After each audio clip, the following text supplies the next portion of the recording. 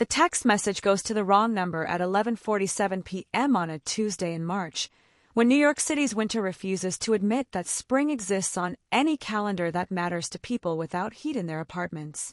Chen's fingers shake so badly that she mistypes the number twice before finally hitting send, her thumb leaving a smear of blood across the screen from where she'd cut it on broken glass during her desperate attempt to barricade the bedroom door with a dresser that weighs maybe 40 pounds soaking wet. The message is simple, direct, and carries the kind of terror that transcends autocorrect and proper punctuation. He's coming for me.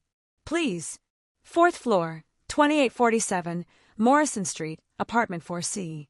He has a key. I can hear him in the stairwell. Please hurry. She'd met a texter best friend Lucia, whose boyfriend is a cop, whose number she'd memorized during better times when memorizing things felt like a safety net rather than a desperate gamble. But panic makes numbers blur, makes memory unreliable, makes everything except the sound of footsteps climbing stairs feel distant and unimportant. The phone sits silent in her hand for exactly 43 seconds while she counts her heartbeats and listens to her ex-husband's boots hit each step with the methodical patience of someone who knows his prey has nowhere left to run.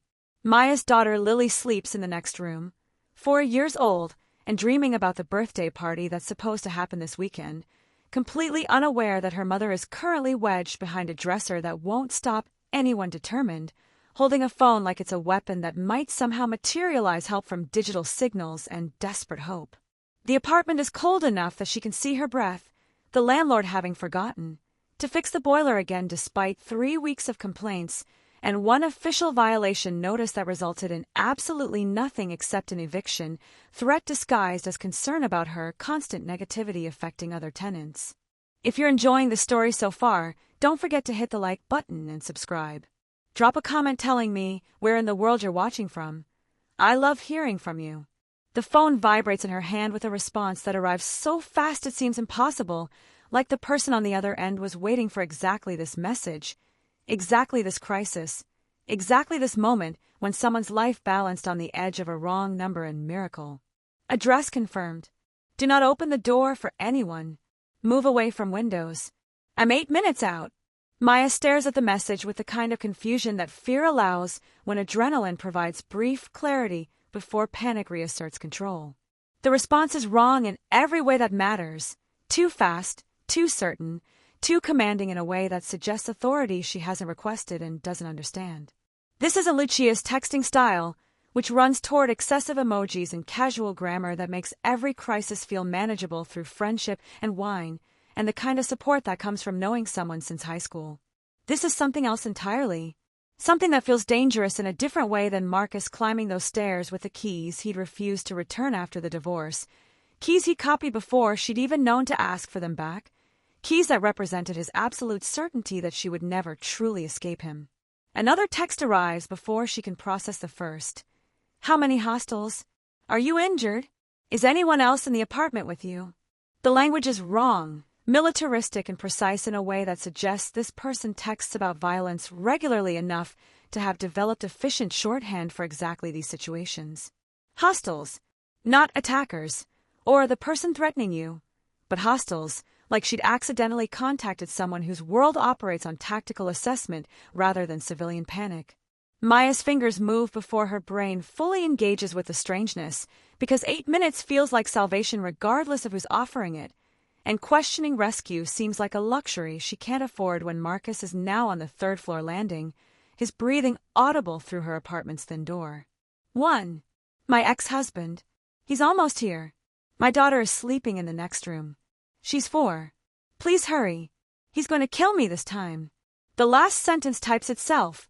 Truth she's been avoiding for 3 months since the divorce finalized and Marcus's behavior shifted from controlling to actively homicidal. The bruises from 2 weeks ago have faded from purple to yellow-green, hidden under long sleeves and careful makeup, and the kind of lies that women tell when admitting the truth means involving systems that historically protect men who know how to perform normalcy better than their victims can prove danger. She'd filed for a restraining order. The judge had looked at her lack of sufficient evidence and Marcus's respectable job as hospital administrator and given her a lecture about not weaponizing the legal system against ex-spouses during contentious divorces, like the handprint bruise on her throat had been digitally edited rather than photographed by the urgent care doctor who'd written, inconsistent with patient's explanation of injury, in notes that apparently weren't sufficient for family court standards. The response comes in seconds. Copy. Secure the child. Stay away from the front door. Cavalry arriving in 6 minutes. Cavalry. The word choice would be almost funny if Marcus wasn't currently inserting his key into her door's top lock, the metallic scratch audible even through the bedroom's closed door, and her own thundering heartbeat. Maya moves on instinct, abandoning her barricade position to rush into Lily's room where her daughter sleeps, surrounded by stuffed animals and drawings of families that include a daddy who isn't currently breaking into their apartment with intentions Maya doesn't want to imagine but can't stop picturing. She scoops Lily from the bed with the practiced efficiency of a mother who's learned to move her child without fully waking her, a skill developed during their first month in this apartment when night terrors had been Lily's primary response to the divorce and displacement and the constant tension that children absorb even when adults think they're hiding it successfully. Lily mumbles something about purple cake and rainbow unicorns, her small body warm and trusting in Maya's arms in ways that make the current situation feel simultaneously more terrifying and more clarifying, because failing to protect herself is one thing, but failing to protect this perfect small person is completely unacceptable regardless of what it requires. The front door opens with a click that sounds like a gunshot in the apartment's silence, followed by Marcus's voice, pitched to Carrie. "Maya, baby, I know you're here. I just want to talk. Why are you making this so difficult?" The reasonableness in his tone is more frightening than shouting would be, because it's the voice he uses with hospital staff and divorce attorneys and anyone whose opinion of him matters more than Maya's reality. The performance of sanity that makes her look crazy by contrast, makes her fear seem like hysteria rather than survival instinct. Maya's bedroom has exactly one feature that justifies the apartment's otherwise criminal rent: a fire escape accessible through a window that opens despite decades of paint layers that required a hammer and determination to initially break free. She'd opened it exactly once, during their first week here, checking escape routes with the kind of paranoia that poverty and danger cultivate. The metal platform outside is narrow and rusty and definitely violates several building codes, but it leads down to an alley that connects to the street, and right now that matters more than structural integrity or legal compliance. Her phone vibrates again. Status. The single word carries weight. Demand for information that suggests whoever is on the other end is currently moving through the city with purpose and planning that requires real-time updates to adjust approach. Maya types one-handed while holding Lily. He's inside. "We're going out the bedroom window to fire escape. East side of building." "Negative. Stay inside. Fire escape exposes you. Secure the bedroom door and wait. I'm 4 minutes out." The commanding tone should annoy her, this stranger issuing orders like he has any authority over her decisions, like his mysterious cavalry matters more than her own judgment about what keeps her daughter safe. But something in the certainty stops her movement toward the window, makes her reconsider the fire escape that suddenly seems less like salvation and more like trap where Marcus could follow them into darkness and confine space without witnesses to whatever he's planned. Maya locks her bedroom door with a flimsy mechanism that wouldn't stop a determined child, much less a man Marcus's size who works out religiously and once punched through their old apartment's drywall during an argument about Maya having coffee with a male colleague. She can hear him moving through the apartment, opening doors and checking rooms with a systematic approach of someone who's thought through the scenario, who's planned for her resistance and calculated how to overcome it. "Maya, you're being ridiculous," Marcus calls out, his footsteps approaching the bedroom. "I just want to see Lily. I have rights. The court gave me visitation, and you can't just refuse to follow the custody agreement because you're still angry about the divorce." The lie is almost perfect, would be believable to anyone who didn't know that the custody agreement requires supervised visitation at a neutral location precisely because the judge had been concerned about Marcus's intensity, even while dismissing Maya's fears as exaggeration. Tonight is Tuesday. His supervised visits are Saturdays at 2 p.m. at a facility designed for exactly these situations where fathers can't be trusted alone with their children, where social workers document interactions, and write reports that Maya reads with growing horror as she realizes how effectively Marcus performs for audiences while saving his real self for private moments. Her phone lights up with another message. Police have been notified as backup. Primary response is still 3 minutes out. Do you have anything you can use as a weapon? The question is so pragmatic, so utterly divorced from the fantasy that police would actually arrive in time to prevent whatever Marcus intends, that Maya almost laughs with the hysteria that's been building since she'd heard his footsteps in the stairwell. She looks around the bedroom with new eyes, cataloging potential weapons from the contents of a life that's been systematically reduced through poverty and escape.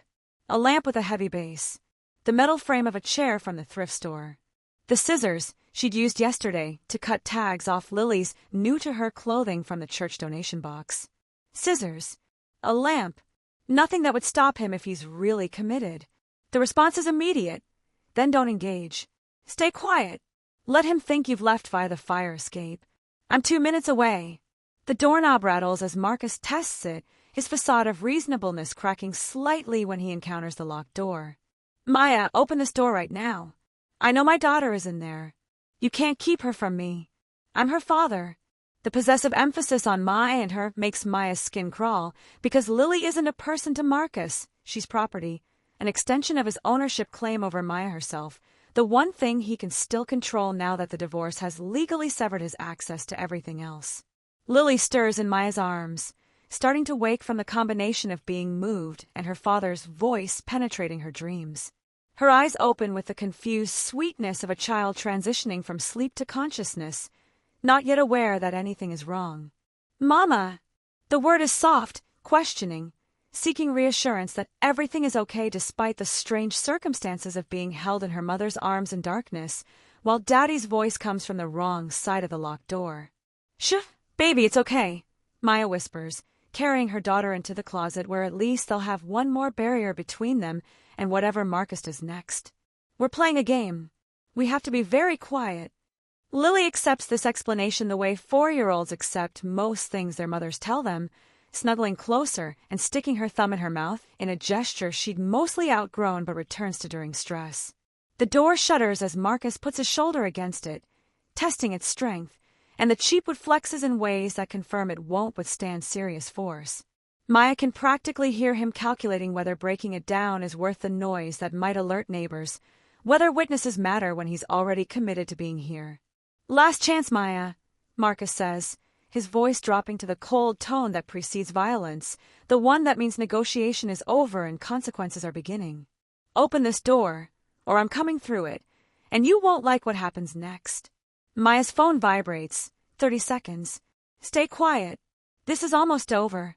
She wants to believe the message, wants to trust that rescue is actually coming instead of being an elaborate prank or misunderstanding that will leave her exactly where she started, alone with a man who's decided that if he can't have her, nobody will, and if he can't have normal access to his daughter, he'll take permanent possession in whatever way his broken mind has calculated makes sense.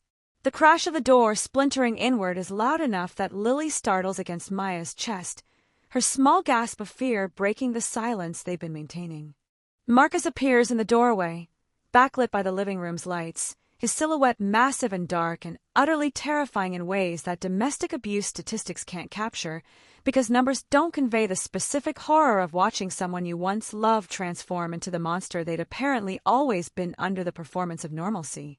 There you are, he says, stepping into the room with deliberate slowness that suggests he's savoring this moment, the absolute power of having trapped her with nowhere left to run. Did you really think you could hide from me? In my own daughter's bedroom? The possessive claim grates against everything Maya knows about how custody works, about how Lily belongs to herself rather than to either of them, but correcting his grammar seems less important than the way he's pulling something from his jacket pocket, something that catches the ambient light in a way that makes Maya's blood turn to ice. A knife.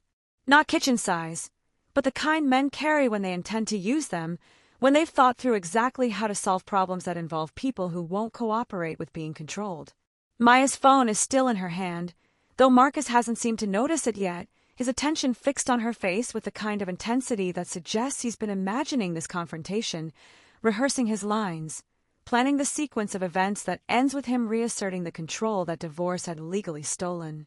She types with her thumb, not looking at the screen, because maintaining eye contact with Marcus feels crucial to surviving the next seconds. He has a knife. He's going to kill us. The response comes in the eternal second before Marcus moves toward the closet. Don't move. He'll hear sirens in 10 seconds. I'm entering the building now. Maya doesn't understand how the stranger knows what Marcus will hear, doesn't comprehend how anyone could coordinate timing this precisely from wherever they're coming from, doesn't question any of it because belief feels safer than skepticism when you're holding your daughter in a closet while your ex-husband advances with a weapon. The sirens start exactly when promised, growing from distant to immediate with a speed that suggests multiple vehicles converging from different directions, the specific multitoned wailing that means serious police response rather than casual patrol passing by. Marcus freezes mid-step, his expression transforming from predatory certainty to confusion to rage as he processes this unexpected development. You call the fucking cops? After everything. You know what happens now, Maya. You know they won't get here in time. He's right and wrong simultaneously. Police response in this neighborhood typically takes 15 minutes minimum, long enough for domestic situations to escalate and conclude before intervention arrives. Long enough that calling them often feels like symbolic gesture rather than actual protection. But these sirens are already here, already stopping outside the building, and Maya doesn't understand how that's possible, doesn't care about the logistics when the cavalry that mysterious stranger promised is apparently real rather than false hope from a wrong number text. Marcus's calculation changes visibly, his grip on the knife tightening as he weighs options that have suddenly narrowed dramatically. He could still do what he came to do, accept the consequences that arrest and prosecution would bring, or he could retreat, preserve his freedom and public reputation, live to try again when surveillance and witnesses aren't factors. The apartment's front door, already damaged from his entry, crashes inward again with the sound of professional force application, the kind that uses rams or heavy boots to overcome resistance that keys and locks present. NYPD, show me your hands. The voice carries authority that Marcus recognizes even through his rage, the tone of people trained to use violence legally and prepared to do it without hesitation if circumstances justify force. But before Marcus can respond, before Maya can even process that police have actually arrived faster than physics should allow in a city where emergency response is notoriously slow, another voice cuts through the chaos, this one different, colder, more dangerous, carrying weight that has nothing to do with legal authority and everything to do with the kind of power that money and reputation create. Step away from them. Now. Or the police will be the least of your problems. The figure that appears behind the police officers isn't wearing a uniform. He's dressed in a black suit that probably costs more than Maya's annual rent, his dark hair perfectly styled despite the late hour, his expression containing the kind of controlled fury that suggests violence is always an option, just rarely the first choice. Dante Volkov stands in her destroyed doorway like an avenging angel, if angels wore Armani, and commanded the kind of presence that makes rooms rearrange themselves around their will. Marcus looks between the police and this new arrival, his confusion evident because nothing about this situation matches what he'd planned, what he'd expected, what his narcissism had allowed him to imagine as possible outcomes. Who the fuck are you? Marcus demands, though his voice lacks conviction, already sensing that he's miscalculated in ways he doesn't yet understand.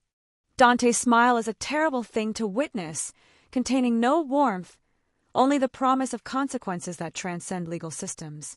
I'm the person she accidentally texted instead of her friend. I'm the person who just bought this building. I'm the person who's going to make sure you never come near her or that child again. And I'm the reason these officers are going to ensure you're charged with breaking and entering, violating a restraining order, and assault with a deadly weapon. Which one would you like me to elaborate on first? The police move forward, reading Marcus's rights while confiscating the knife and forcing him to his knees with the kind of professional efficiency that suggests they've done this before, that domestic violence calls are routine despite each one feeling apocalyptic to the people involved. Maya watches it happen from her position in the closet, still holding Lily, still processing that someone actually came, that rescue was real rather than fantasy, that a wrong number text somehow materialized into salvation standing in her bedroom in a suit that costs more than her car had when she'd owned a car. Dante's eyes find hers across the chaos of arrest and police procedure, and something in his expression softens fractionally, the dangerous man becoming briefly human in a way that makes her simultaneously grateful and terrified about what obligations might accompany tonight's rescue. "You're safe now," he says, and despite everything Maya's learned about trusting men who make promises, she finds herself believing him. The police station smells like industrial cleaner and desperation, fluorescent lights creating the kind of harsh illumination that makes everyone look guilty regardless of their actual innocence or involvement in whatever crimes brought them here at 1:47 a.m. on a Wednesday morning in March. Maya sits in an interview room with Lily sleeping across her lap, the child's exhaustion finally overwhelming the adrenaline that had kept her wide-eyed and silent during the arrest and transport, during the questions and photographs, and the systematic documentation of violence that hadn't quite happened but had been prevented by minutes, and a wrong number, and a man who currently stands outside the glass door talking to detectives with the body language of someone accustomed to being listened to. Dante Volkov hasn't left since arriving at the building, his presence constant throughout the police response and evidence collection, and Marcus's removal in handcuffs while screaming about his rights, and how Maya had orchestrated this entire situation to steal his daughter and ruin his life. The restraining order violation alone means Marcus won't be released tonight, the detective had explained while photographing the broken bedroom door and the knife that would be entered as evidence. The breaking and entering adds weight. The weapon makes it felony territory. But the real protection comes from the assault charge that the DA will pursue regardless of whether Maya wants to testify, because attempted violence with a deadly weapon is something the state prosecutes independently once sufficient evidence exists. Maya had listened to this explanation with the numbness that follows adrenaline crash, nodding at appropriate moments while internally processing that her life had transformed completely in the span of 90 minutes, that nothing would ever return to the careful normalcy she'd been constructing since escaping Marcus 8 months ago. A victim advocate had appeared with pamphlets about domestic violence resources and emergency housing and the legal processes that would unfold over the coming weeks. Her kindness genuine, but overwhelming in its implications about how Maya's life would now be categorized, what systems she become enmeshed in, what permanent record tonight would create. Dante returns carrying coffee in paper cups that shouldn't exist in police stations at this hour, but apparently do when requested by people whose influence extends beyond normal civilian limitations. He sets one in front of Maya with the careful attention of someone trying not to wake a sleeping child, then takes the chair opposite hers with the fluid grace of men who've spent money on movement training or martial arts or whatever discipline creates that particular kind of controlled physicality. "The DA is filing charges in the morning," he says without preamble, his voice pitched low to match the interview room's late-night quiet. Marcus Chen will be arraigned by noon, and they're recommending bail be set at $50,000, which he likely can't make immediately given his financial situation. Maya processes the information with confusion that must show on her face, because how does the stranger know Marcus's financial situation? No details about bail recommendations that haven't been officially decided yet.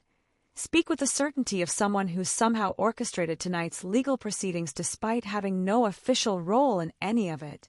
"How do you know all that?" she asks, her voice rough from not having spoken in over an hour beyond answering the detective's questions about timeline and threat assessment, and whether she'd felt safe in the apartment before tonight's incident. Dante's expression doesn't change, but something in his eyes acknowledges the question's validity. "I make it my business to know things that matter. And after receiving your text, you became something that mattered, which meant learning everything relevant about the situation I was entering." The explanation is both too much and somehow insufficient, raising more questions than it answers about who this man is and what resources he commands, and why a random wrong number text would trigger this level of response and continued involvement. Maya sips the coffee, which is perfect, cream and sugar in proportions she prefers but hasn't specified to anyone, suggesting either lucky guess or investigation that extended to details most people wouldn't bother learning about someone they just met under crisis circumstances. "You said you bought the building," Maya says, focusing on the one concrete claim she can actually verify or disprove. "My building. Tonight, in the middle of responding to my text. I made the offer while en route." Dante confirms without apparent recognition that this is insane behavior, that normal people don't purchase real estate buildings during emergency response to strangers' desperate pleas for help. The owner had been looking to sell for 6 months without finding buyers willing to meet his price. I offered 20% above asking for immediate acceptance and closing within 48 hours. He signed the preliminary paperwork by the time I arrived at your address. The casual revelation of wealth that allows impulse purchases of entire buildings makes Maya's head spin, because she'd been struggling to make rent on a fourth-floor walk-up in a neighborhood where buildings cost maybe $2 million if they're maintained properly, which hers wasn't, meaning Dante had just spent significant money on a property that barely functions, all because she'd accidentally texted him instead of Lucia. Why? The single word contains multitudes. Why buy the building? Why respond to the text at all? Why maintain presence throughout the police proceedings? Why any of this instead of the normal response to wrong numbers, which would have been either ignoring it or sending back, wrong number sorry, and continuing with whatever his life had been before her panic intruded? Dante takes a drink of his own coffee, and Maya notices for the first time that his hands are scarred across the knuckles in a way that suggests violence has been part of his personal history. That controlled grace comes from training that involved actual combat rather than theoretical martial arts practice. Because you needed help, and I was capable of providing it, he says simply, like altruism explains middle-of-the-night building purchases and coordination with police departments, and the continued presence of a man who should have returned to his own life once the immediate crisis resolved. Because your message indicated a child was in danger, and I have particular feelings about children being placed in harm's way by adults who should protect them. The slight edge in his voice when mentioning children suggests personal history Maya doesn't have context for, trauma that informs current choices in ways she can't fully understand without knowing backstory he hasn't offered, and she doesn't feel entitled to request despite his dramatic intervention in her life. Lily shifts in Maya's lap, mumbling something about cake again before settling deeper into sleep, her small body warm and trusting in ways that make every decision Maya's ever made feel simultaneously justified and inadequate. I need to take her home, Maya says, though the word home feels uncertain now, because returning to an apartment with a broken door and Marcus's violence still lingering in the air seems impossible, but she has nowhere else to go, no family in the city, and friends whose sofas are already occupied by their own struggles. The apartment isn't secure, Dante says with the gentle firmness of someone delivering news they know will be unwelcome but necessary. The door was damaged during his entry, and then again during police response. It can't be properly locked until repairs are completed, which won't happen until at least tomorrow afternoon. Maya's exhaustion crashes over her like a wave, the impossibility of her situation suddenly overwhelming in ways the immediate crisis had temporarily obscured. She has maybe $400 in her checking account, not enough for a hotel that accepts children and isn't by the hour dangerous, and using it would mean not making the utility payment that's already late enough to risk disconnection. I'll figure something out, she says, though they both know this is a lie, that she has no solutions that don't involve worse problems than sleeping in an apartment with a broken door. Dante leans forward slightly, his focus absolute in a way that makes the interview room feel smaller, more intimate, like they're the only two people existing in this moment despite the police station's continued activity beyond the glass walls. I own a property in Chelsea, he says carefully, each word placed with deliberate precision. A townhouse that's fully furnished but currently vacant while renovations are completed on the upper floors. The ground floor and second floor are entirely habitable, secure, and available immediately. You and Lily can stay there while your apartment is repaired and the security situation with your ex-husband is resolved. The offer is too generous, too perfect, arriving with the kind of timing that makes Maya's survival instincts scream warnings about men who rescue women and then extract payment through expectations never explicitly stated but always implied. She'd learned this lesson through Marcus, who'd been charming and helpful and seemingly perfect until marriage and pregnancy had locked her into discovering the control that had always existed beneath the performance of partnership. I can't accept that, Maya says, forcing the words out despite the exhaustion that makes the offer almost irresistible. I don't know you. You don't know me beyond a wrong number text. This is too much. Dante's expression doesn't change, but something in his eyes suggests he'd expected this response, maybe even respected it more than immediate acceptance would have generated. You're right that we don't know each other, he agrees without defensiveness. But circumstances have created a situation where you need security that your current resources can't provide, and I have excess capacity that costs me nothing to extend. This isn't charity requiring gratitude or obligation creating debt. This is practical solution to immediate problem. Nothing is free, Maya counters, her voice harder than she'd intended. Men don't offer housing to strange women without expecting something in return. I've learned that lesson thoroughly enough not to need a refresher course. If you're hooked on this story, make sure to subscribe and turn on notifications so you never miss an upload. Your support means everything and helps me bring you more emotional stories like this one. The slight tightening around Dante's eyes suggests her words landed somewhere tender, but his voice remains even when he responds. You're correct that many men operate that way. I'm not asking you to trust that I'm different based on my word alone. I'm suggesting a pragmatic arrangement where you maintain complete autonomy while accepting temporary assistance during a crisis. The townhouse has separate entrances. You would have your own keys. I wouldn't visit without explicit invitation.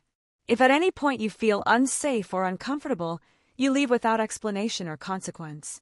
Maya wants to refuse on principle, wants to maintain the independence she fought so hard to achieve after escaping Marcus's control, wants to prove she can survive without accepting help from men whose motives she can't fully trust.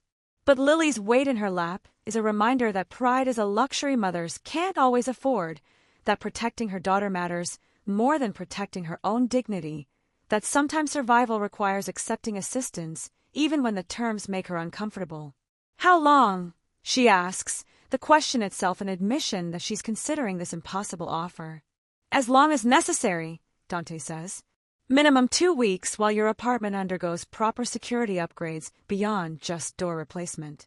Maximum whatever timeline allows you to establish stable housing that you feel genuinely safe in.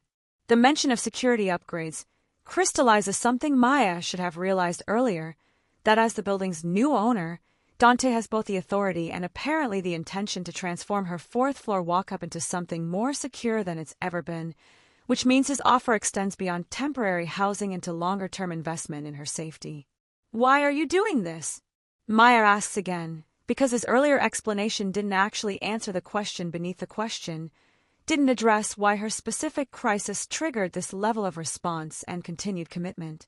Dante is quiet for a moment, his gaze shifting to the window where early morning darkness is just beginning to show hints of approaching dawn. When he speaks, his voice carries weight that suggests he's sharing something true rather than convenient. 10 years ago, my sister texted me for help during a situation similar to yours. I was in a meeting that I deemed too important to interrupt, so I silenced my phone and told myself I'd call her back in an hour. She didn't survive that hour. Her ex-boyfriend made sure of that. Since then, I've made it policy that messages requesting help receive immediate response regardless of circumstances, regardless of whether I know the person, regardless of convenience. Your text came to the wrong number, but it came to someone who spent a decade ensuring he's never again too busy to respond when someone's life depends on it. The revelation sits between them like physical weight, explaining everything about tonight's response while raising new questions about who Dante Volkov actually is, what resources he commands, why his guilt over his sister's death manifests in purchasing buildings and coordinating police response and offering housing to strangers whose desperation accidentally intersected with his phone number. Maya's throat tightens with emotion. She doesn't have energy to process grief for a woman she never knew mixing with gratitude for rescue that came from tragedy, creating complicated tangle of feelings that will require days or weeks to fully untangle. I'm sorry about your sister, she says quietly, inadequate words for immeasurable loss. So am I, Dante replies with finality that closes the subject while acknowledging her condolences. Which is why you and Lily will stay at the Chelsea property until you feel safe returning to your own apartment or finding alternative housing that meets your security requirements. It's not quite a question anymore, more like decision that's been made and is now being communicated for her acknowledgement rather than approval. Maya should resent the presumption, but exhaustion and pragmatism override pride's objections. Okay, she says, the word feeling like surrender and salvation simultaneously. Thank you. Dante stands with a fluid grace that suggests expensive suits aren't the only luxury he's comfortable with, that his body moves like weapon that's been carefully trained and then carefully restrained through discipline and choice. The car is waiting outside. I'll drive you both to Chelsea now, and you can sleep for however many hours you need. Later today, will coordinate retrieving necessary items from your apartment and discussing longer-term arrangements. Maya lifts Lily carefully. Her daughter's dead weight the particular heaviness of deeply sleeping children who trust absolutely in their mother's ability to keep them safe despite recent evidence that safety is more fragile than childhood should ever have to recognize. The exit from the police station happens in a blur of final instructions from the victim advocate and the detective's business card and promises about follow-up interviews that will be scheduled once Maya's had time to rest and process. Once the immediate crisis has settled into the bureaucratic reality of prosecution and protection orders and the systematic legal response to violence that almost happened but was prevented by minutes and miracles and money's ability to accelerate normal timelines. The car waiting outside is exactly what Maya should have expected. A black SUV with windows tinted dark enough to be illegal and interior leather soft enough that Lily doesn't stir when Maya settles her into the back seat with the kind of careful attention that mothers develop through years of protecting sleep that's always too brief and too precious to interrupt unnecessarily. Dante drives with the same controlled precision that characterizes everything else about him, navigating Manhattan's pre-dawn streets with familiarity that suggests he knows the city intimately, knows which routes avoid the worst traffic even at hours when traffic shouldn't exist, knows where cameras are positioned and how to move through urban space with minimal documentation. Maya watches the city slide past her window, familiar streets looking foreign at this hour, when most of the world sleeps, and only people displaced by crisis or profession occupy public spaces. She should probably be more concerned about getting into a vehicle with a man she doesn't know, accepting housing from someone whose background check extends no further than his demonstrated willingness to respond to desperate texts. But her risk assessment has already been recalibrated by tonight's events, by the reality that Marcus had been the danger while this stranger had been the salvation, that her judgments about safety have been catastrophically wrong once already and might continue being wrong regardless of what precautions she takes. The townhouse in Chelsea appears through the SUV's window like something from a magazine about how the other half lives.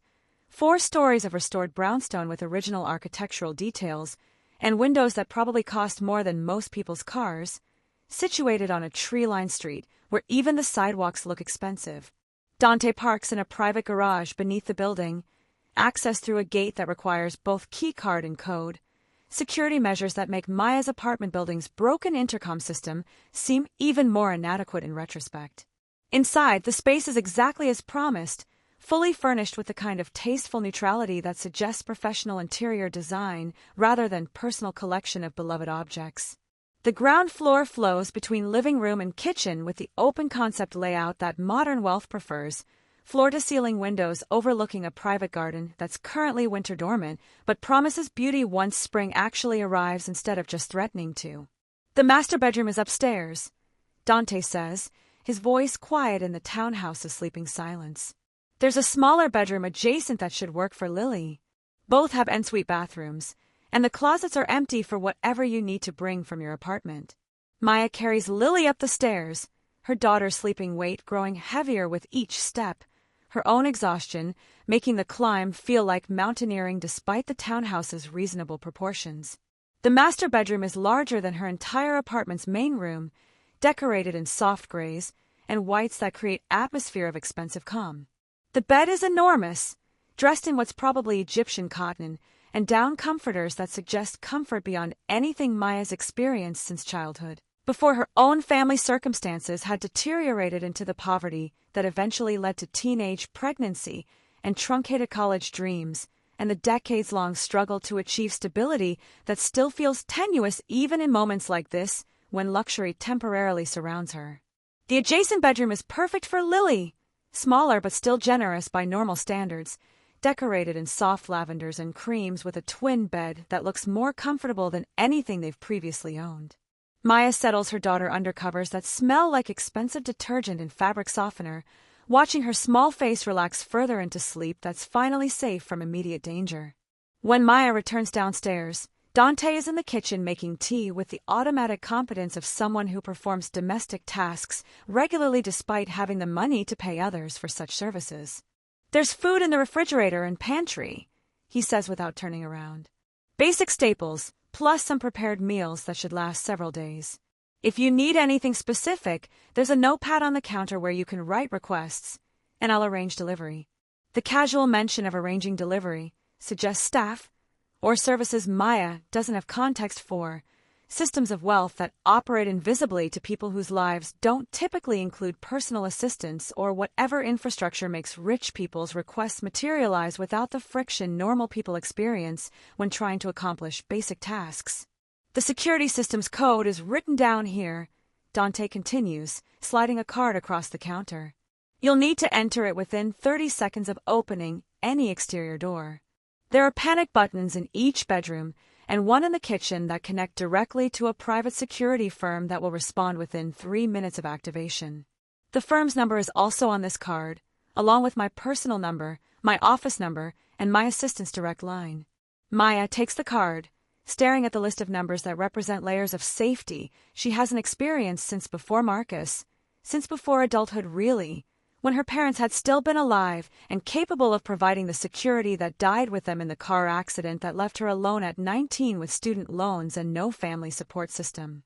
I don't know how to thank you, she says finally, inadequate words for overwhelming gratitude and lingering uncertainty about what accepting all this actually means for her autonomy and future obligations. Dante hands her a cup of tea that she doesn't remember requesting but apparently needs based on how her hands wrap around it automatically, seeking warmth that's as much emotional as physical. You don't need to thank me, he says simply. You need to sleep, to process what happened, to begin recovering from trauma that's been ongoing for longer than just tonight. Everything else can wait until you've had time to rest and eat and remember that you're safe now. The certainty in his voice makes Maya want to believe him, makes the exhaustion she's been fighting since the police station finally overwhelming in its demand for surrender to sleep and temporary trust that this strange salvation is real rather than elaborate prelude to different kinds of danger. Will you be here? She asks, unsure whether she's hoping for yes or no, whether his presence would feel like protection or threat given how little she actually knows about him beyond his willingness to rescue strangers and purchase buildings and coordinate emergency responses with professional efficiency. I'll be upstairs on the 3rd floor if you need anything, Dante says, reading her uncertainty accurately. You have complete privacy and security. The door to the 3rd floor staircase locks from your side, giving you control over access. I won't come down without calling first and receiving explicit permission. You're safe here, Maya. That's not something you need to earn or defend or question. The use of her name, which she doesn't remember telling him but which he obviously learned through the same investigation that revealed Marcus's financial situation and her coffee preferences, should feel invasive but instead feels oddly comforting, like being known is less dangerous than being invisible to someone whose resources can actually provide meaningful protection. Maya finishes her tea and moves toward the stairs with exhaustion, pulling at her like physical force, her body demanding rest that her mind hasn't fully granted permission for given the strangeness of circumstances. At the base of the stairs, she turns back to find Dante still in the kitchen, his presence somehow both distant and attentive, giving her space while remaining available if she needs additional reassurance or assistance. Your sister would be proud, Maya says quietly, offering the only gift she has available, acknowledgement that his decade of guilt has transformed into protection that saved her life tonight. What you did for us, what you're continuing to do, it matters. It won't bring her back, but it means something that you've made sure other people don't experience what she did. Dante's expression shifts slightly, grief and gratitude mixing in ways that make him seem briefly more human than the controlled, dangerous presence he's maintained throughout the night. Sleep well, Maya, he says, which isn't quite acceptance of her thanks, but isn't quite refusal either. Tomorrow we'll figure out the practical details.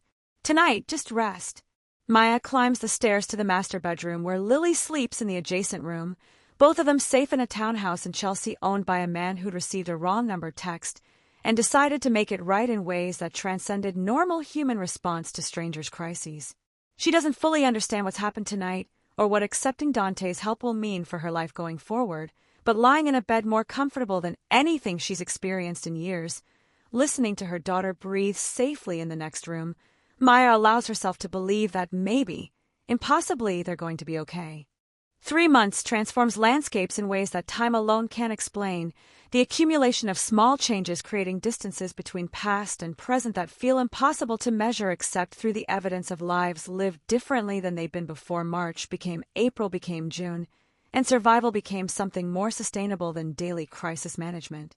Maya stands in the Chelsea townhouse's kitchen making breakfast for Lily, while morning sunlight streams through windows that face the garden where roses have begun blooming, their colors vivid against the green that spring finally delivered after winter's stubborn resistance to calendars and hope. The apartment on Morrison Street had been repaired and upgraded with security measures that transformed it from vulnerable fourth-floor walk-up into something approaching fortress. New door with commercial-grade locks, security cameras covering every approach, reinforced window frames, an alarm system that connects directly to the private security firm whose number Maya now has memorized despite never needing to use it. She'd returned exactly once to collect their belongings and formally terminate the lease, standing in the space that had been home for 8 months and feeling only relief at leaving it behind, at accepting that sometimes the places we survive in aren't meant to be the places we thrive, that moving forward requires abandoning locations where trauma has soaked into walls despite the best efforts of paint and cleaning products. The Chelsea townhouse had been temporary arrangement that somehow became something more permanent through the accumulated inertia of comfort and safety, and Lily's tearful protests about leaving the garden and her new school where teachers actually had resources and classmates didn't bring their own family traumas into every interaction. Dante had extended the offer quietly, without pressure or expectation, simply mentioning one evening in late April that the townhouse was meant to be occupied rather than sitting empty, that if Maya found it suitable for longer-term housing, he'd be amenable to discussing arrangements that formalized her presence beyond emergency shelter. The rent he'd proposed was exactly what she'd been paying on Morrison Street, absurdly below market value for Chelsea real estate, but presented in a way that suggested this was standard practice rather than special consideration, that he routinely offered below-market housing to single mothers escaping domestic violence rather than this being specific accommodation of her circumstances. Maya had accepted after weeks of internal debate about independence versus pragmatism, about whether living in property owned by a man she'd accidentally texted created obligations that would eventually require payment beyond monthly rent checks, about whether safety and stability for Lily justified compromises to her own autonomy and principles about not being rescued by powerful men whose resources made normal negotiating impossible.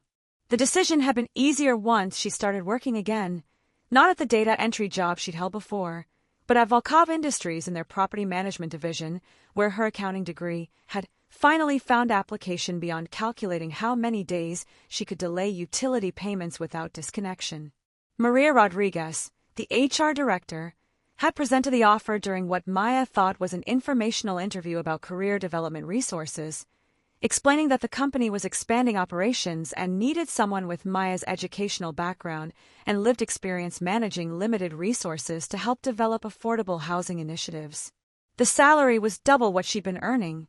The benefits included childcare subsidies and educational assistance, and the kind of comprehensive health care that made preventive medicine realistic rather than luxury she couldn't access, and the position reported to a director 3 levels removed from Dante himself, creating professional distance that made the opportunity feel legitimate rather than manufactured specifically for her.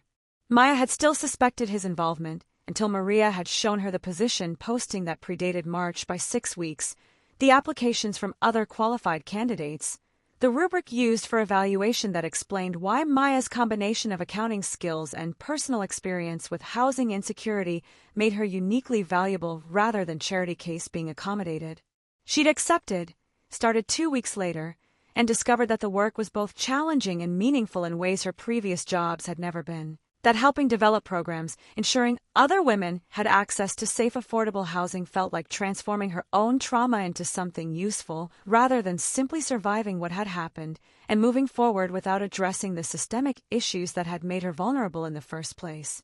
Lily appears in the kitchen doorway, wearing her summer camp t-shirt, her hair still damp from the shower, her face bright with the kind of uncomplicated joy that children show when life feels safe enough to experience happiness without constant vigilance for danger that might emerge without warning.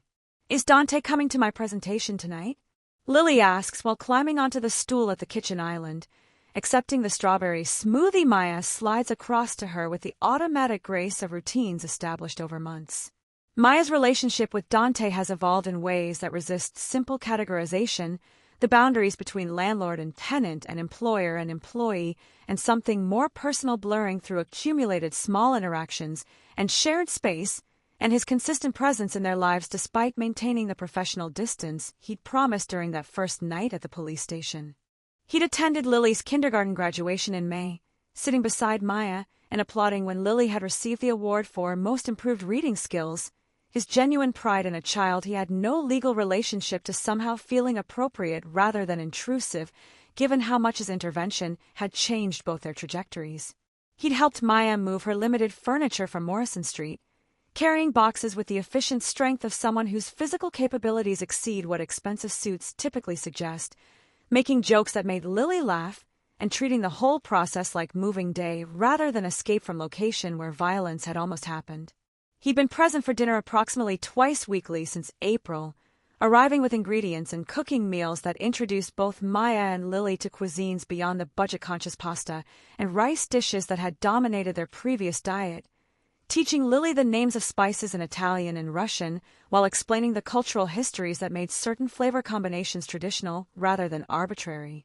The progression had been so gradual that Maya hadn't quite noticed when professional courtesy transformed into friendship, and then into something that felt increasingly like courtship, though Dante had never explicitly stated intentions beyond continued support and genuine care for Lily's well-being and Maya's successful transition from crisis to stability.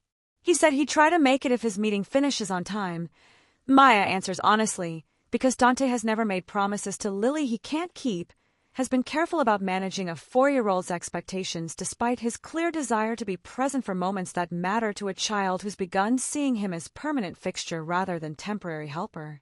The presentation is Lily's final project for the summer enrichment program she'd been attending, a program that costs more than Maya's previous monthly rent, but that Dante had somehow arranged scholarship funding for through the foundation he apparently runs that provides educational opportunities for children from families in transition. Though Maya suspects the scholarship materialized specifically for Lily rather than being competitive award from pool of applicants.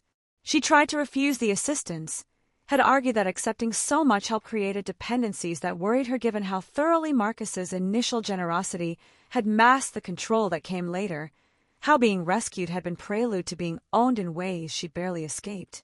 Dante had listened to her concerns without defensiveness, acknowledged that her caution was wisdom earned through terrible experience, and then explained that Lily's opportunities shouldn't be limited by Maya's justifiable distrust of men who offer help, that the scholarship existed whether or not Lily accepted it and would go to another child if she refused. That Maya's autonomy was about choosing what served her daughter's future rather than making decisions based on fear of obligation that he'd explicitly stated didn't exist. The conversation had happened in late May, after dinner at the townhouse, while Lily slept upstairs and they'd been sitting in the garden among roses just beginning to bloom, the air still cool enough that Maya had wrapped a blanket around herself against the evening chill. "I'm not Marcus," Dante had said finally, after Maya had spent 20 minutes explaining her fears in detail that probably exceeded what the situation required. "I understand why you can't fully trust that yet, why every offer of help triggers warnings about control disguised as care. But I need you to understand that my investment in your well-being and Lily's future isn't strategy designed to eventually own you. It's genuine concern from someone who has resources that cost me nothing to extend and who finds meaning in ensuring women escaping dangerous situations actually receive support that helps them build stability rather than just survive day to day." The certainty in his voice had been compelling, but it was what he said next that had actually shifted Maya's resistance into something approaching trust. "If at any point my presence in your life feels limiting rather than supportive, tell me and I'll create distance while maintaining the resources I've already committed. The housing, the job, Lily's scholarship, none of those are contingent on your continued acceptance of my personal involvement. They exist independently, because they should, because you deserve stability that isn't threatened by whether we remain friends or become something more, or decide that this entire situation has been too complicated from the beginning to navigate successfully."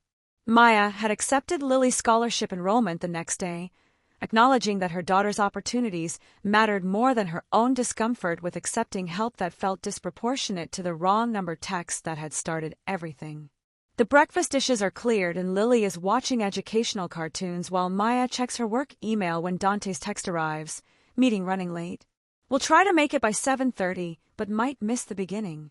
Apologize to Lily for me if I don't arrive in time. The disappointment Maya feels is disproportionate to the situation. He's been present for dozens of Lily's moments already. Missing one presentation isn't betrayal or evidence that his interest was temporary, but something in her chest tightens anyway at the thought of Lily scanning the audience and not finding him there, at her daughter experiencing the small hurt of adult priorities outweighing children's hopes. She texts back, "No problem. She understands you're busy. We'll see you when we see you." The reply comes immediately. Tell her I'm proud of her regardless of whether I'm physically present. And tell her that she should look for the package that arrived this morning. It's addressed to her specifically. Maya finds a package on the townhouse's front step, where delivery services leave items too large for the mail slot. A box wrapped in purple paper with Lily's name written in Dante's distinctive handwriting, the kind of gift that suggests he'd been planning this regardless of whether his schedule allowed attendance. Lily opens it with the breathless excitement children bring to unexpected presents, revealing a necklace with a pendant shaped like an open book, the pages engraved with text too small to read without magnification, but that Lily traces with reverent fingers while reading the card tucked inside. For Lily, who reads with courage and writes with heart. May you always find stories that help you understand the world, and create stories that help the world understand you. Proud of you always. D. The gift is perfect in ways that expensive toys wouldn't be, personal rather than generic, acknowledging who Lily actually is rather than who adults imagine children should be, demonstrating attention that goes beyond showing up to specific events into actually knowing what matters to a small person whose love of stories has been the one consistent thing throughout all the disruptions and changes of the past year. Maya feels something shift in her chest, recognition that she's been protecting herself against feelings that have already developed beyond the safety of professional distance or grateful friendship, that Dante Volkov has somehow become essential to her daily life in ways that terrify and comfort her simultaneously. The presentation happens at 6:30 p.m. in the community center where the summer program has been meeting, Lily's project displayed alongside 20 other children's work about topics ranging from dinosaurs to space exploration to the history of pizza, her choice to focus on stories that save people, revealing more about her processing of recent trauma than Maya has been able to access through direct conversation. Lily explains to the assembled parents and program staff about how stories help people survive difficult situations, about Anne Frank in her diary, about Frederick Douglass learning to read despite laws prohibiting literacy, about modern authors who write about hard topics to help children understand that struggle is universal rather than isolating.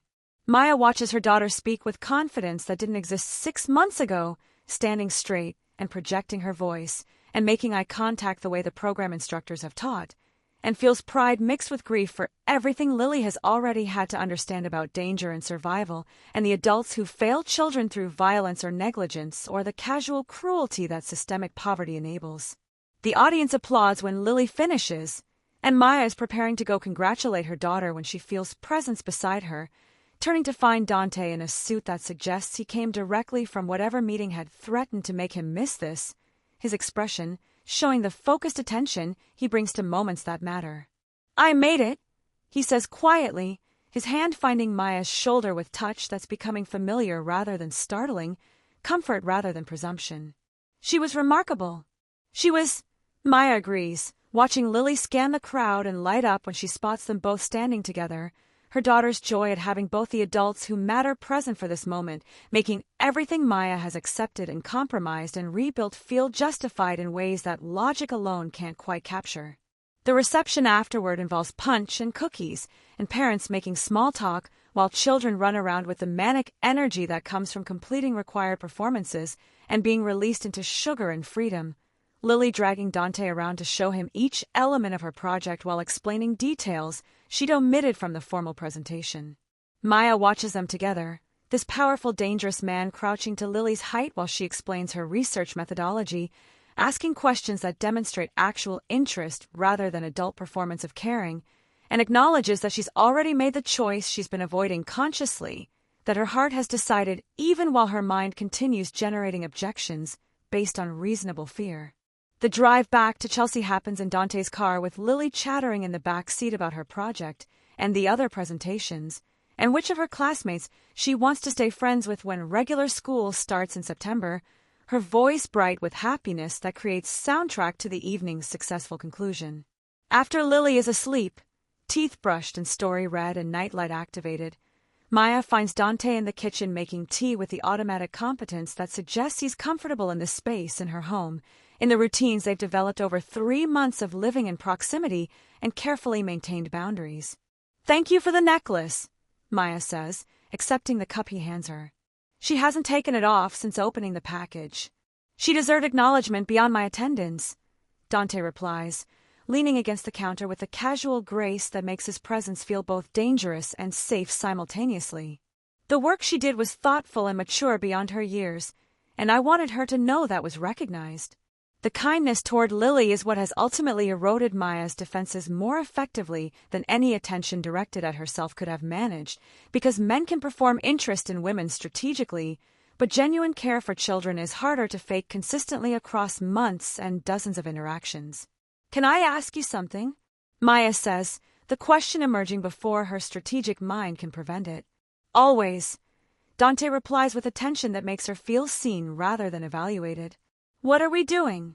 Maya asks, the words encompassing everything they've been carefully not discussing: his consistent presence in their lives, the dinners and conversations and accumulated intimacy that exceeds friendship without being formally acknowledged as romance, the way her heartbeat changes when he arrives and the disappointment when meetings prevent his attendance, the feeling that they're building something together without having explicitly agreed to construction plans.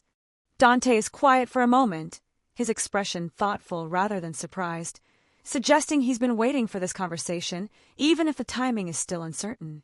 "What do you want to be doing?" he asks, which is both answer and deflection, placing the choice in her hands rather than imposing his own desires or expectations. Maya takes a breath, gathering courage that comes more easily now than it did 3 months ago when accepting his help had felt like surrendering autonomy rather than choosing practical support.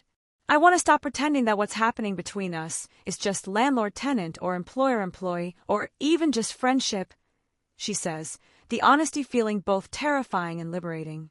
"I want to acknowledge that you've become essential to my daily life in ways that probably aren't healthy given how recently I escaped a relationship that almost killed me, but that feel genuine rather than strategic, that feel like building towards something real rather than repeating patterns that destroyed me before." Dante sets down his tea with deliberate care, his full attention focusing on her in a way that makes the kitchen feel smaller, more intimate, charged with possibility that's been building since March but has remained carefully unacknowledged until this moment. "I have been trying," he says carefully, "to give you time and space to heal from trauma without adding pressure that would make you feel obligated by gratitude or dependent on resources I control. I've been trying to be present without being presumptuous, supportive without being controlling, interested without making you uncomfortable given the power imbalances that exist between us regardless of my intentions."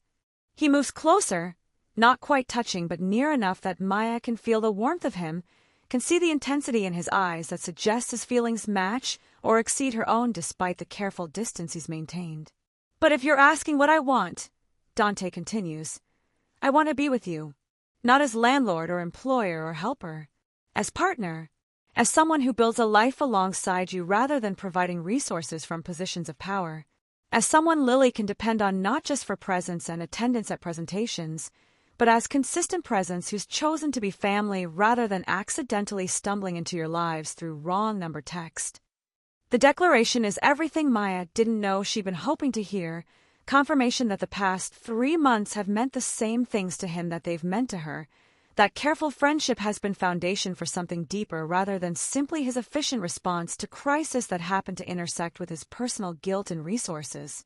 "I'm terrified," Maya admits, because honesty seems necessary if they're going to build something real. "Of trusting again, of being wrong about someone again, of putting Lily in position to be hurt when adult relationships fail or transform into something dangerous despite good intentions at the beginning." "Your terror is wisdom," Dante acknowledges without trying to dismiss or minimize her fears. Marcus taught you that charm and help can be strategies designed to create dependency that enables control. That lesson will serve you well in evaluating every relationship, including this one. I'm asking you to consider the possibility that some people offer help without strategic intention beyond actually helping, that generosity can exist without obligation attached, that you can accept support while maintaining autonomy and exit whenever circumstances stop serving your best interests. He reaches out slowly, telegraphing the movement, so Maya can refuse if she wants, his hand cupping her face with gentleness that contradicts every dangerous thing she knows about his capabilities and resources, and the violence he's certainly capable of even if she's never personally witnessed it. I won't promise perfection, Dante says quietly. I can't guarantee that being with me won't involve complications or challenges different from what Marcus represented but still difficult. What I can promise is transparency about who I am and what I do, respect for your autonomy and Lily's well-being, and commitment to building something sustainable rather than performing romance until the performance stops serving my interests. Maya leans into his touch, allowing herself to want this, to choose connection despite reasonable fear, to trust that her judgment has improved through trauma rather than being permanently damaged by it. Okay, she says simply, the word containing multitudes of hope and terror and determination to build something new rather than remaining paralyzed by what came before. The kiss happens slowly, Dante waiting for her to close the final distance, ensuring that she's choosing this rather than feeling pressured by circumstances or gratitude or the accumulated weight of 3 months spent carefully not acknowledging what was developing between them. His lips are soft against hers, the kiss gentle and brief, and somehow containing promise of future intimacy without demanding immediate escalation, respecting that healing proceeds in increments rather than dramatic transformations, that trust rebuilds through consistency rather than single moments of courage. When they separate, Maya feels steadier rather than destabilized, like choosing this has been affirmation of her own strength rather than admission of weakness or need for rescue that she can't provide herself. We should probably discuss practical details, Dante says with slight smile that makes him seem less intimidating. Like whether this changes the rent situation, or your employment, or any of the other arrangements that currently exist. Nothing changes professionally, Maya says firmly, because maintaining financial independence matters more than any romantic convenience.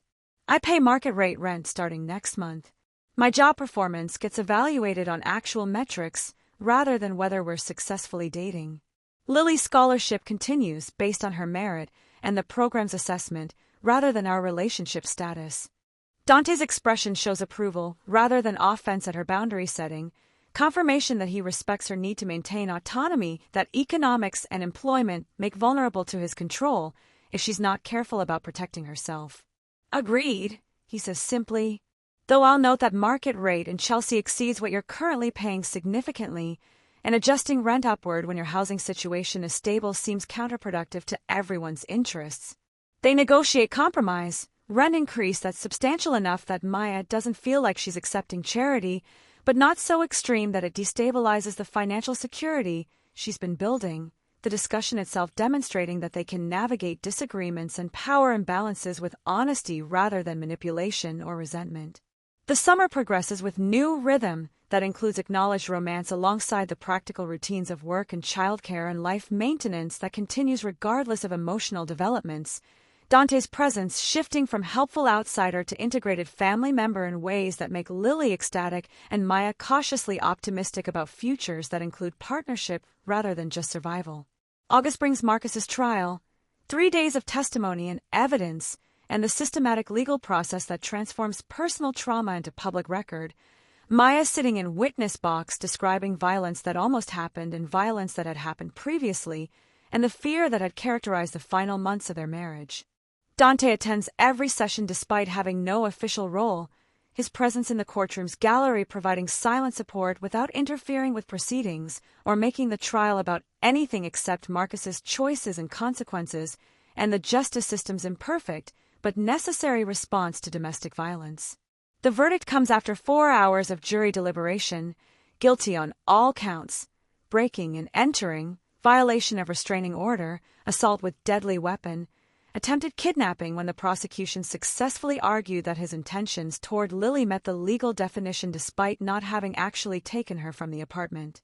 The sentencing hearing happens 2 weeks later, the judge imposing 15 years with possibility of parole after 10, acknowledging that Marcus represents ongoing danger to Maya specifically and to intimate partners generally, that his behavior pattern suggests unwillingness to accept that relationships end, and that former partners have autonomy that must be respected even when it contradicts his desires.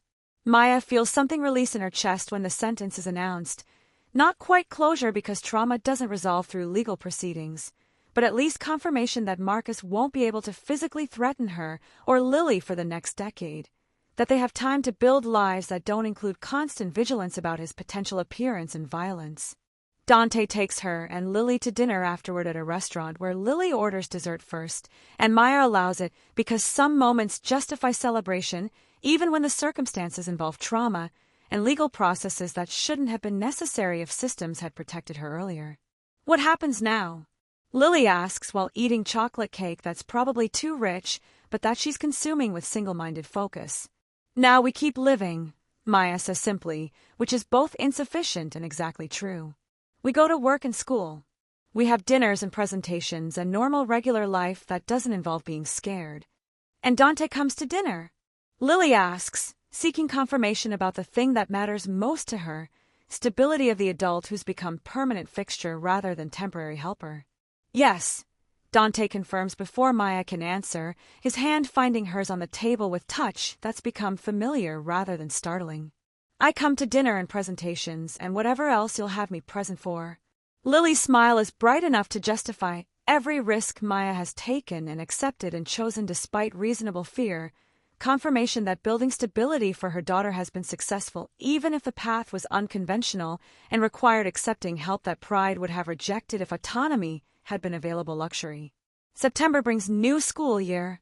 Lily starting first grade in a program that challenges her intellectually while surrounding her with peers and teachers who see her potential rather than just her circumstances.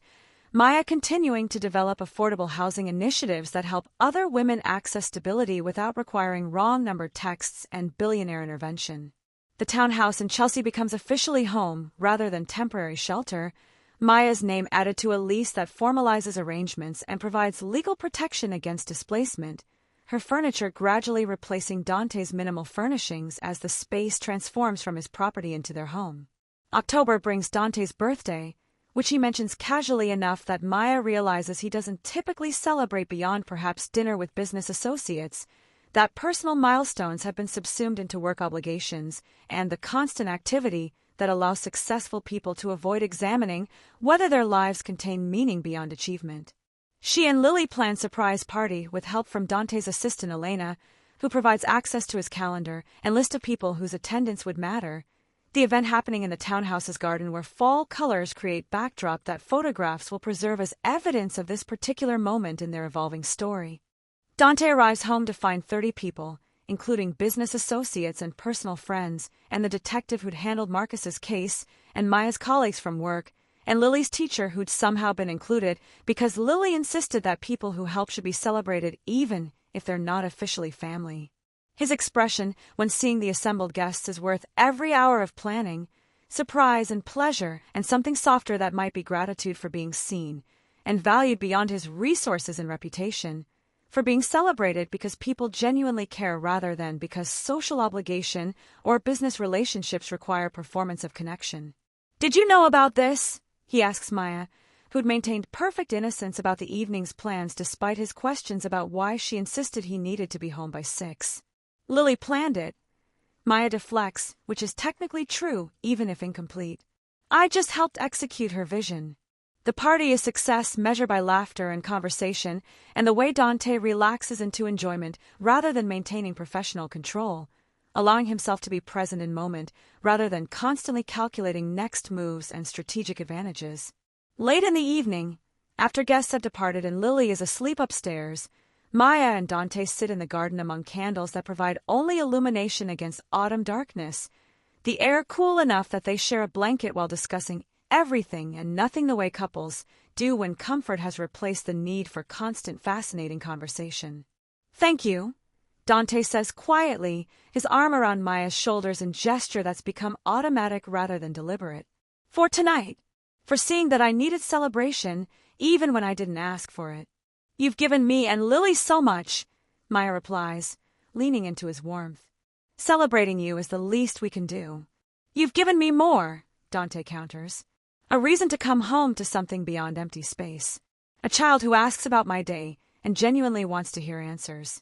A partner who challenges me to be better than just successful or feared, or whatever reputation I've cultivated.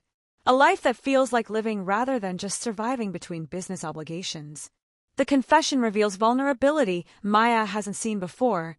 Acknowledgement that his resources and power haven't actually provided meaning, that the townhouse had been empty for reasons beyond renovation schedules, that her accidental text had disrupted isolation he'd been maintaining through constant work and strategic distance from personal connection. I love you, Maya says, the words emerging without planning or strategic consideration of timing, simply truth that's been growing since March and has reached point where not saying it feels like dishonesty. Dante's expression transforms, dangerous control yielding to something unguarded that makes him look younger and more vulnerable and entirely human despite everything that makes him intimidating to people who don't know him beyond reputation. I love you, he replies with certainty that erases any doubt about whether she's made terrible mistake trusting again. Both of you.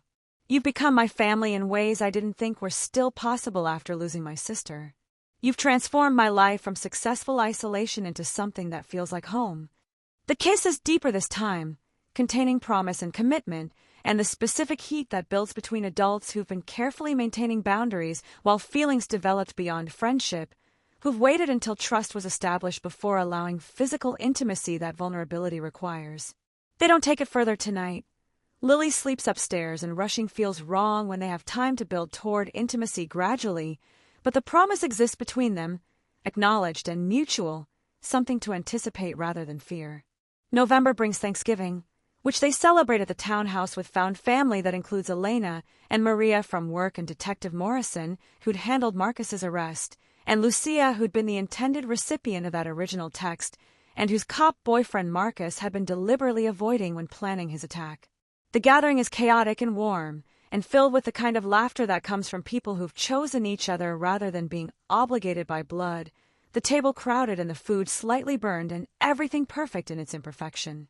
Lily says grace before dinner, her small voice thanking God for Mama and Dante and everyone who helps people when they're scared and for raw number texts that bring families together, which makes Maya laugh through tears that are joy rather than grief for the first time in longer than she can remember. December arrives with actual snow that transforms New York into the postcard version tourists imagine, Lily's excitement about winter and holidays and the promised trip to see the Rockefeller Center tree, making even the cold feel magical rather than punishing. Christmas morning happens early, Lily waking both Maya and Dante before sunrise with the breathless excitement children bring to holidays, dragging them downstairs to see what Santa brought and whether the cookies had been eaten, and photographing everything with the tablet she'd received from the program completion ceremony. The gifts under the tree are balanced between practical and indulgent, Maya and Dante having discussed extensively how to handle holidays without creating expectations of luxury that aren't sustainable, or teaching Lily that love is measured through expensive presents rather than attention and presence. But there's one box that Dante had hidden until this morning, small and wrapped with the kind of care that suggests significance beyond the gift itself, addressed to Maya in his handwriting. She opens it while Lily plays with new art supplies, revealing a key on a chain with inscription she has to read twice to fully process. Home is wherever we are together. D. It's the key to my penthouse, Dante explains when she looks at him with question in her eyes. I want you to have access to every part of my life. No locked floors or restricted areas. Complete transparency about who I am and where I spend time when I'm not here with you and Lily. The gesture is meaningful beyond the physical object. Acknowledgement that trust requires openness, that Maya's fears about hidden aspects of his life deserve addressing through action rather than just reassurance, that he's choosing vulnerability by giving her access to spaces she hasn't asked to enter but that represent significant part of his life beyond their relationship. Thank you, Maya says, the inadequate words carrying weight of everything she feels but can't fully articulate about trust earned and love that's been building in future that seems possible now instead of just theoretical hope she'd stopped allowing herself. The day progresses through traditional holiday activities transformed by Lily's enthusiasm and the newness of celebrating with family that's been chosen rather than endured. Dinner that includes too much food and laughter that echoes through the townhouse in ways that make the space feel fully inhabited rather than just occupied. That evening, after Lily is asleep with new stuffed animals and exhaustion from excitement, Maya and Dante sit by the fireplace, where gas logs provide heat without the work of actual wood, their bodies intertwined on the couch in comfortable intimacy that 9 months has created. "What do you want for next year?" Dante asks, the question encompassing everything from practical goals to impossible dreams. Maya considers, cataloging everything that's changed and everything that hasn't, everything she's built and everything she's still working toward, the distance between where she'd been in March and where she sits now feeling impossible to measure except through evidence of lives transformed. "I want this," she says finally. "Exactly this. Stability and safety, and a partner who sees me, and a daughter who's thriving, and work that matters, and a home that feels permanent rather than temporary until the next crisis forces relocation. I want to keep building what we've started without waiting for it to collapse because good things aren't actually meant for people like me. People like you deserve everything," Dante says firmly, tilting her face toward his so she can see the certainty in his eyes. "Deserve stability and safety, and love that doesn't come with conditions or violence attached. Deserve partnership and home, and futures that extend beyond just surviving day to day. And I intend to spend however long you'll let me proving that those things are possible, that trust can be rebuilt, that families can be chosen and created rather than just inherited." "I believe you," Maya whispers, and realizes that she means it, that somewhere between March and December, terror and survival and wrong-numbered texts and impossible rescue, she's learned to trust again despite every reasonable objection her experience generates. The new year arrives with promises that feel achievable rather than just aspirational. Maya and Dante, and Lily watching fireworks from the townhouse's rooftop while the city celebrates around them, their small family contained and complete, and building toward futures that include each other rather than just parallel existences that occasionally intersect. "Thank you," Maya says to Dante while Lily points at explosions of color against dark sky. "For what?" he asks, though his expression suggests he knows. "For answering a wrong-number text. For showing up when I needed help. For staying when the immediate crisis passed. For building something real, instead of just performing rescue until the performance stopped being convenient. For loving Lily like she's yours even though she isn't. For giving me time to heal before expecting anything in return. For being patient with my fear and trust issues and all the complicated trauma that Marcus left me with. For everything." Dante's kiss is soft against her temple, affection rather than passion, comfort rather than demand. "Thank you for trusting me despite having every reason not to," he replies. "For letting me into your life and Lily's life. For building this family with me. For teaching me that success and power aren't the same as meaning or purpose. For showing me what home feels like after years of just having addresses where I slept between obligations. For being brave enough to love again despite everything that loving cost you before." Above them, fireworks continue painting the sky while the city celebrates transition into new year, new possibilities, new versions of themselves that honor who they've been while creating space for who they're becoming together.